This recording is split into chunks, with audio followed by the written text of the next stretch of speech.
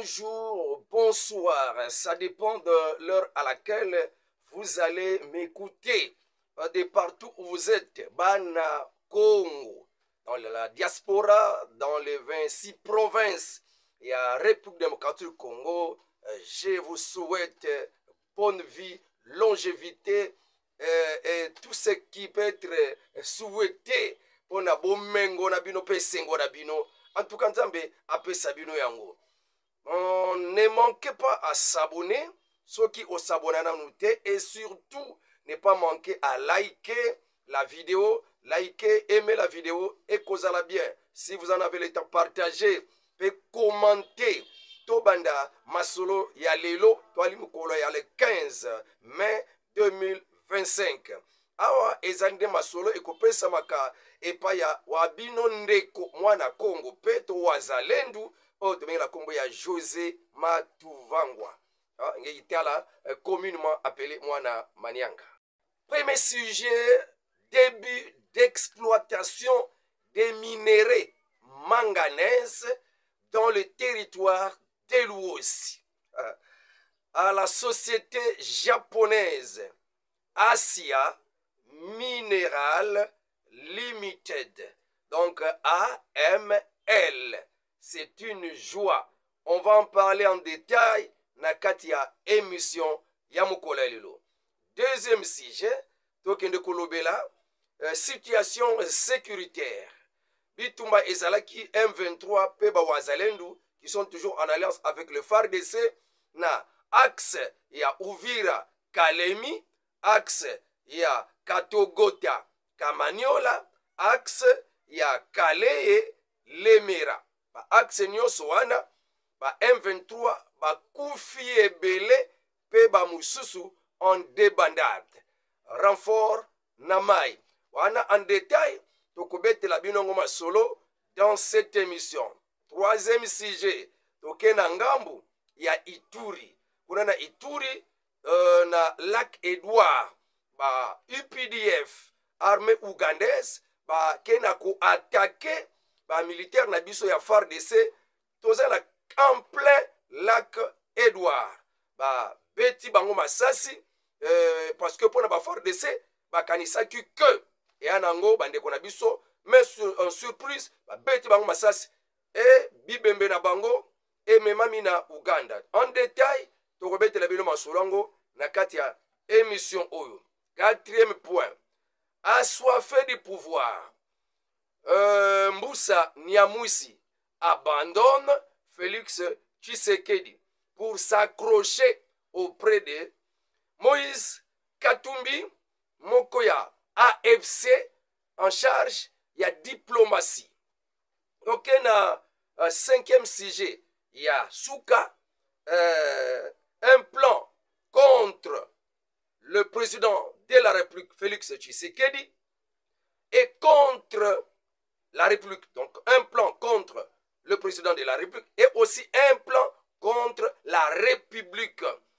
Alors, conseil sur la surveillance des actes posés par Samalou Konde et Vital Kamerhe.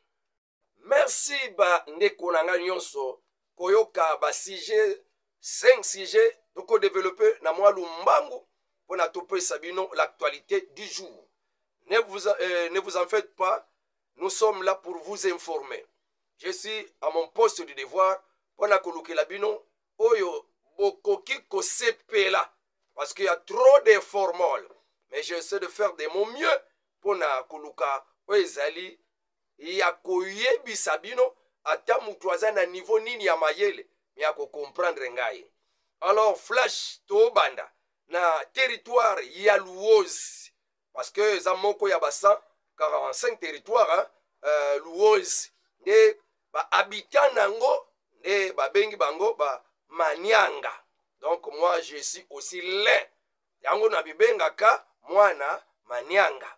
Ala na kati ya territoire na biso ya Luozi totikale kozwa likanisi wana te que un jour tokozwa pe société moko e ya ko exploiter ba minéraux na biso parce que tozalaka nango toyebi ke tozalaka nango déjà mais En tout cas, na kati ya régime ya président Félix Tshisekedi, nous avons vu des Japonais, contrairement à ce que Moïse Katumbi akendeki ko piolola na kati ya chaîne ya télévision X69, zaki sponsorisé par Elon Musk. En tout cas, nde Congo central ekomonana na ba jugement ya ba minere ebele kolandisama nanu oyo ba gouvernement na biso provincial alekaki na kotalisa biso na Kulungongo, nzela axe ya Kulungongo ti Kimpangu eya na ba minere ebele ya cuivre, je crois, oyo asili kodeta bon tokoyoka quand même, tokozongela ngo mpona koyoka ngo ebele penza pe axe kaka ya kokende banda Kisantu ozoya ti Kimvula baminere pe bele eza kuna cuivre. En tout cas Congo central makambo ya exploitation minière pe linge banda nayebi te soki tokomona su babani ya Mulenge kuna babani ya Rwanda po balobake biso to babani ya Rwanda mabele eza ya biso tokomona bango te parce que bamusika bon tokende na information. En tout cas société oyo babengi société japonaise Asia Mineral Limited AML, 7e exploitateur ya ba manganèse na niveau mondial. Baza ba exploitateur, donc ba exploitaka manganèse. Baza na 7e rang na niveau mondial pour na ko exploiter manganèse dans le monde. Des sociétés oyo ezo kitana rose. Et le bama ki rapport oyo et pas ya ministre ya mine kuna na kati ya conseil des ministres bazalaki nango. Alors lancement il y a phase exploratoire, non, phase exploratoire, lancement il y a phase exploratoire et causala le 21 mai 2025.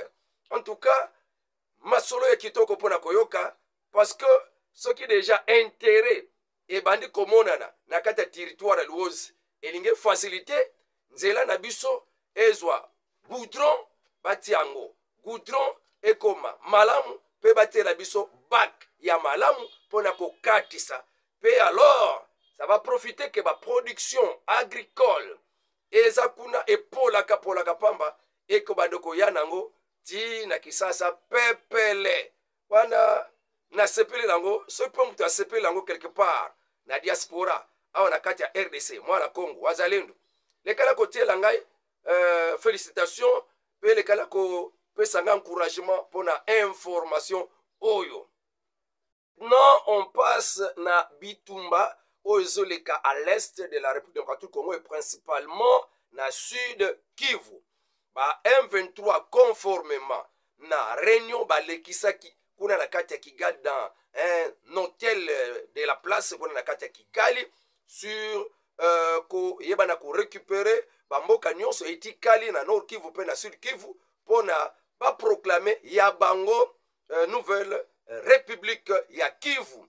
Alors oyo nde tolobaki oyo bakotia comme président Joseph Kabila bakotia mupanzi AFC e babandaki déjà ba manœuvre ya koyeba na ko boma moko et Mamba Jean-Jacques Mamba déjà kendeki parce que balobaki bako utiliser tous les moyens possibles pour na ko arriver ya objectif na bango nanga aza déjà moko ya o aza visé pe ba homme politique nyonso na AFC ba homme politique na kati ya gouvernement congolais baza visé na kati ya ba liste na bango. C'est pourquoi ndenge mission na bango ezali esika nyonso tomoni mutu aza suspect qu'il soit dans le cabinet présidentiel na kati ya Assemblée nationale na kati ya Sénat na kati ya gouvernement qui présente un aspect, une apparence diabolique proche na Rwanda esengeli to dénoncer population congolaise kozala na kati ya Kidibate plan na bango ezali bazwa Uvira bakende Kalemi bakozwa bakisangani tout ndenge esengeli mais d'abord bazoko viser Nord Kivu na Sud Kivu basili sango nanu bongo bakokota kuna bona ko bona ba garde fou pona ko protéger ya bango oyo bazobongisa lokola nouvelle république ya Kivu foko zatia ba garde fou bazwa pe Kalemi ba garde fou bazwa pe Kisangani parce que bakobimela bango babundise bango bakobimela koto babundisi Uvira. Wana ba plan na bango Branfort eye makasi na ya M23 euti Goma euti Bukavu pona ko mata na ba au plateau ya ba Fizi parce que plan na bango pe bazwa susu Fizi nyonso hein donc nord Kivu nyonso pe Sud Kivu nyonso plan na bango ezandengwana. Alors ba FDLR nde ba yaki quand même ko inquiéter ba M23 ba vandela kina Kiwanja, hein, du moins ezalaki kaka moi dérangement muke, il n'était pas à la hauteur ya ko déloger M23 na kati ya Kiwanja. Alors tozonga na Sud Kivu axe misatu oyo ba kenda ko bundisa ba wazalendo pe ba FARDC to na kati ya Uvira les trois axes na ebisibino yango déjà na kati ya introduction na ngai. Axe oyo ya Katogota na Kamanyola kuna nde ba M23 bazu frappe ya kosakanate, plusieurs tués et des autres en débandade. 5 véhicules Kamaz plein de munitions, plein de militaires, ya ba RDF baye en renfort pona kokokisa mwango na bango, mais FARDC elongona le général autoproclamé troupe na yeyo ya Kotumba. Donc on a zolobela en tout cas baye baki plan nyonso pe ba mettre en déroute makambo nyonso oyo ezalaki na makanisi ya ba M23. 5 véhicules Kamaz plein de munitions et de militaires RDF M23 en tout cas ba betamaki ya kosakanate. Donc axe Uvira Kalemi en sécurité, axe Katogota pe Kamanyola en sécurité.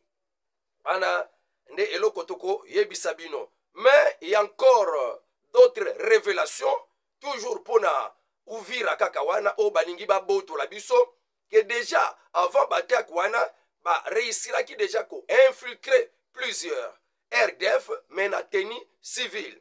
Ba bomba min na kati ya ba hotel pe ba appartement basili kobenga ngai tindilinga ba audio pona tobetelango mbelanga wana basili ko détailler na kati ya Uvira hotel moko ezakuna babengi yango hotel Lumamba.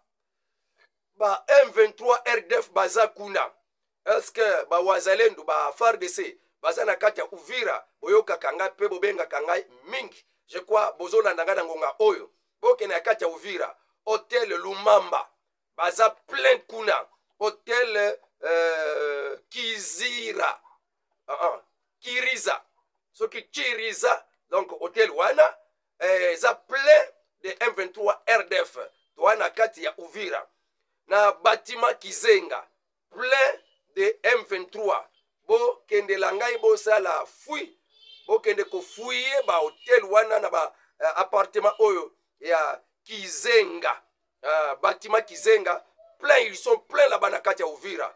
Sinon ceux qui bosali keba te wazalendo FARDC so bosali keba te balobi dans une semaine toko kama Uvira tomber et ça va donner la voie ya kokende ba Kalemi pe na bisika msusu. Hotel Lumamba, hotel Chiriza, hotel bâtiment Kizenga. Avertissement et pesa mi pa ba wazalendo pe pa ya ba FARDC ba na kati ya Uvira. Voilà un peu pour mettre un terme na plan ya ba Tuchi pona ko installer empire ima Tuchi na kati ya Nord Kivu pe Sud Kivu. Il faut déjà qu'on soit précaution. Je crois wazana mato ikoyoka ayoka tokena axe ya Kasheko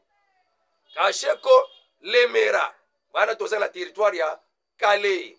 On a ba M23 baza repoussé régulièrement. Ba tenter mardi, ba tenter mercredi, rien oyo eko fritre pona bango ya bolam. Les M23 baza régulièrement frappé et repoussé loin ya ba axe oyo et Kabolaka, donc eza vraiment na kati ya RN2 nzela ekendaka Goma ti Bukavu yangonde eza contrôlé par ba wazalendo et les M23 ont voulu bazwango pour ekoma na contrôle na bango Goma Bukavu RN2 eza sous contrôle ya bawazalendo. Les M23 repoussés. Wanande, moi compte rendu sur situation sécuritaire. Merci wazalendo, merci au FARDC, principalement pour na bawazalendo. Mokambi nango, le général autoproclamé Yakutumba. Une situation catastrophique, inacceptable. L'armée ougandaise, UPDF, soi-disant, na kati ya coopération moko na FARDC, se voit et se montre ennemi de la République, pour manifester ba intention na bango interne au bazalaka nango. Ni tete même intervention de Donald Trump n'est déjà IPDF il a qui ça déjà couleur nango. À partir il y a déjà tweet oyo mwana Museveni président Ouganda abandaki déjà kosala tobengi muozi.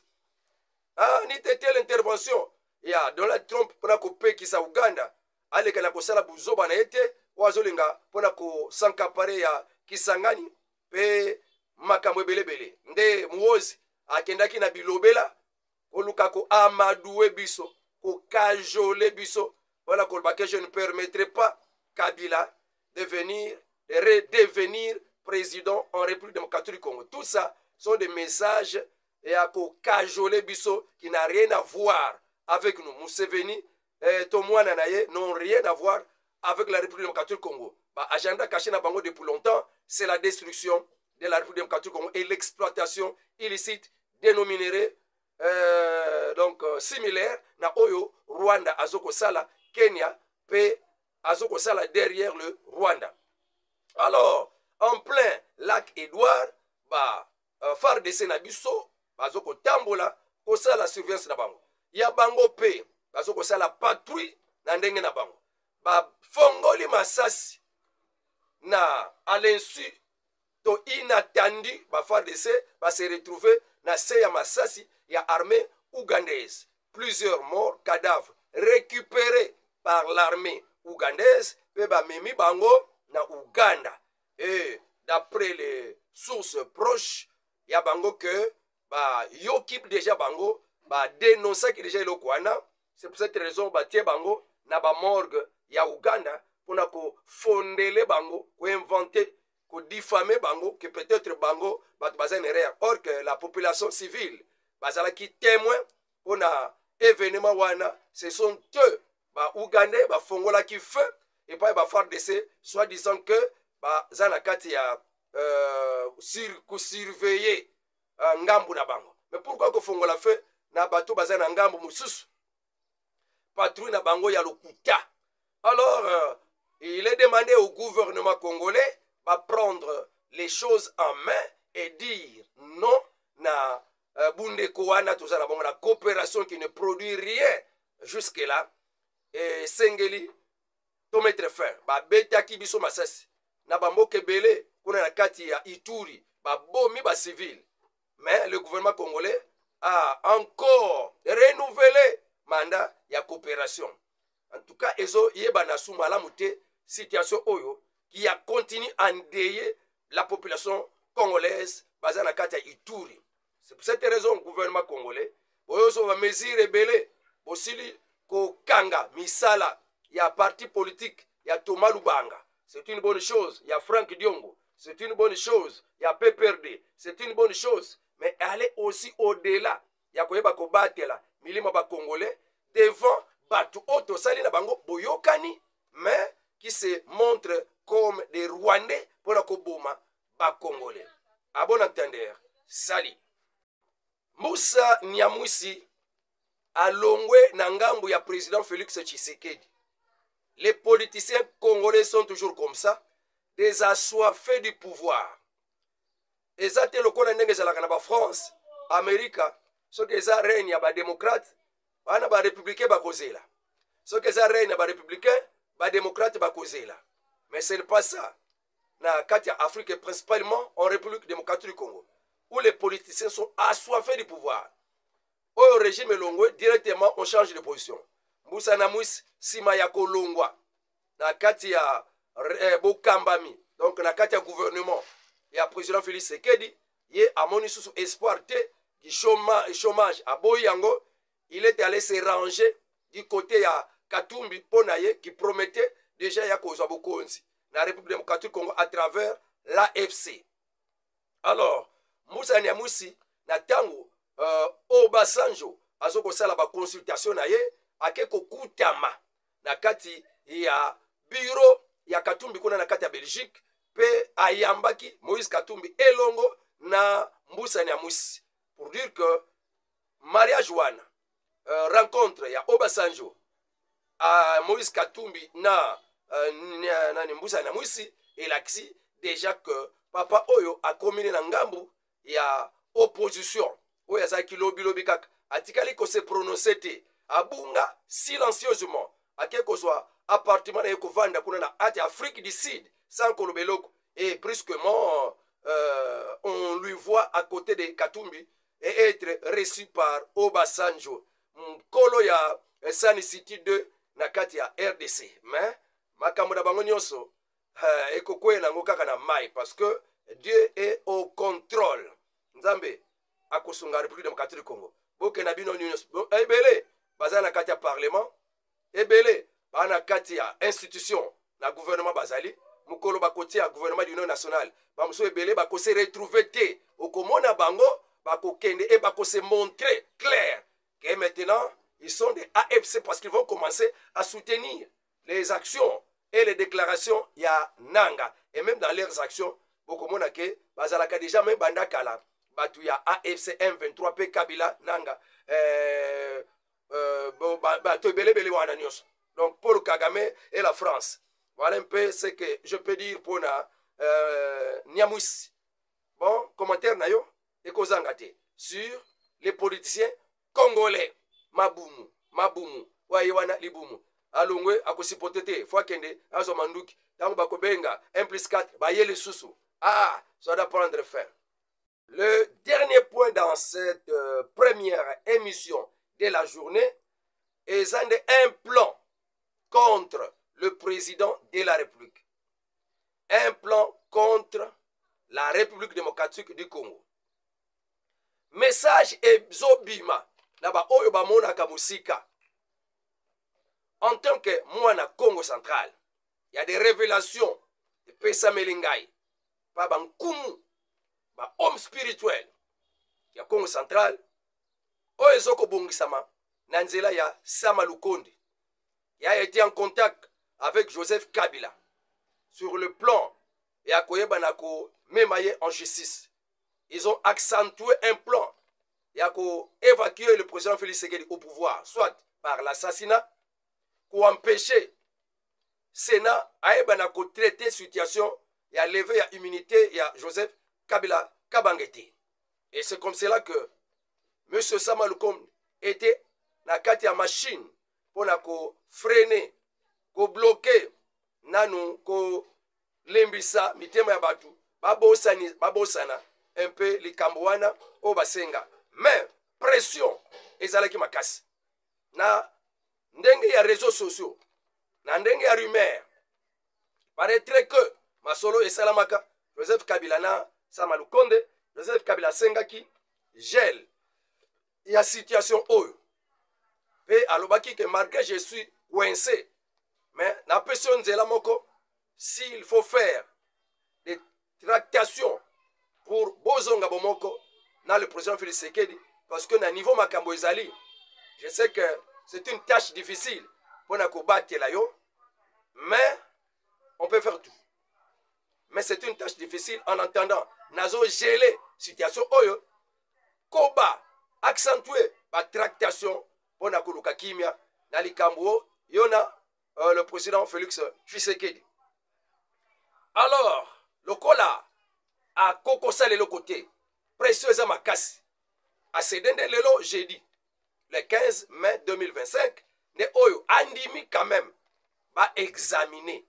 Alors un autre plan, donc le plan B, et salamaki que pour prendre langue na sénateur Nyos est déjà yokani d'après les rumeurs que presque la majorité y a des sénateurs 80% a déjà na kati ya poche ya Sama Lukonde pour na bloquer nzela et lever ya immunité ya Joseph Kabila kabange esalama te pe eyokana déjà kala et il y avait un plan pour éliminer le président Félix Tshisekedi physiquement.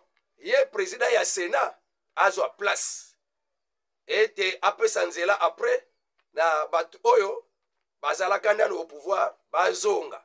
Donc il faut bien examiner l'action menée par Papa Oyo, sinon par lui tout peut chambouler, déranger. Alors, Toto Kitina, Assemblée nationale, il y a aussi un élément qu'on appelle Vital Kamere. Total nakati ya lisolo ya Matata Amponyo, qui avait déjà un problème avec la justice sur détournement ya mbongo ya Bukangalonzo. Une bénédiction pour le peuple congolais. Aussi, ça m'a nzala. Mais il y a eu quelqu'un qui a pris tout l'argent qui est allé construire université naye pour la bande konaye batangela. Détournement eninge la kisake mbongo oyo ezali komi na likambo songolo o balusi yango oke sala lango busala mususu. C'est ça un détournement et c'est une infraction. Justice elandele déjà tu vandisa na makambo. Na tao ba vandisa makambo. Ya kepe sa candidature na ye abima député. Pour la caméra, il faut lokola aye kozwa donc musala mususu ya ki député, il faut kaka basengele susu lever immunité. Pourquoi caméra a telemi kaka na lever immunité? Parce qu'il y que il peut en reçu kotia presque 90% ya ba député na poche na ye. Na ba moyen oyo bango bazanango. D'après les réseaux sociaux, il paraîtrait que Yepe ana 90% ba député na poche na ye. Que tango ekopé sama lever les immunités, batunyoso, bako bloqué, bako sepelate, bako lingate. C'est pour cette raison. Na bangongo tozali. Il faut que la population congolaise ait élément. Parce que ça nous concerne. Notre délivrance nous concerne. La population congolaise est singulière à la spectateur des événements. Et les leaders d'opinion, leaders ya bisika. Alors à ce temps j'interpelle leader ya VPF, donc Oyo Tobengi. VPF est un parti politique mosaïque pe na ngambu ya UDPS pour na komisa vision ya chef de l'État ya mutu nyonso. Vision populaire Fachi. La vision du président Félix Tshisekedi Fachi Beton doit être popularisée à tout le monde na kati ya République démocratique du Congo. C'est pourquoi parti wana ebima nde esengeli na ba action ezobongama na mokolo ya samedi pona le 17 mai oyo ezalaka tobengaka fete ya libération ya mboka Congo na dictature ya Mobutu oyo tokota nzoka lisusu na dictature mususu ya ba Rwandais. Alors tozo penza libération wana te ekoma d'ailleurs journée ya ba FARDC na biso. Mais nde na journée wana VPF a la marche pour célébrer délivrance.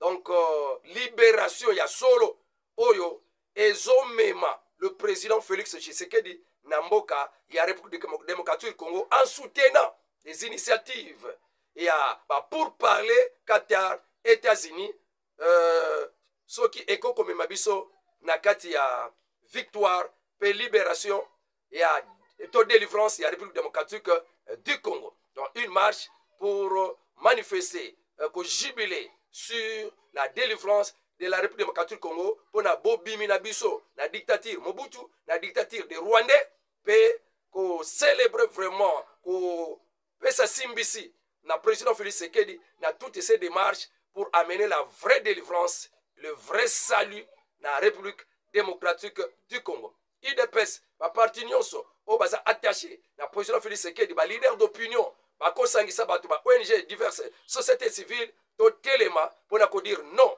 na makanisi ya Vital Kamere, non, na makanisi ya Sama Lukonde, non, na makanisi ya plusieurs qui sont dans le gouvernement congolais, mais qui ont tourné le dos au bonheur du peuple congolais. En tout cas, tout est en bola. de dire non na ba intérêt français na République démocratique du Congo. Nous sommes là pour communiquer et si kanyoso mutu azuli kanisi wana kotambola, nous sommes là pour communiquer parce que chacun a sa place et nous serons là pour la soutenir. Pour la sujet oyo tomoni ke to suki wana et pour la première émission oyo to suki le wana. Et Dieu vous bénisse tous qui êtes toujours branchés. Écoutez makambo ezo teyama pezo lobama katina chaîne moi la Congo José Télévision par le canal de votre serviteur Mwana Manianka. Au revoir à la prochaine émission, deuxième émission Nabiso Otokolobela, interview ya maman Thérèse Kayukwamba wazalendo mususu azalaki devant un journaliste pe tokobeta lebino masolo ya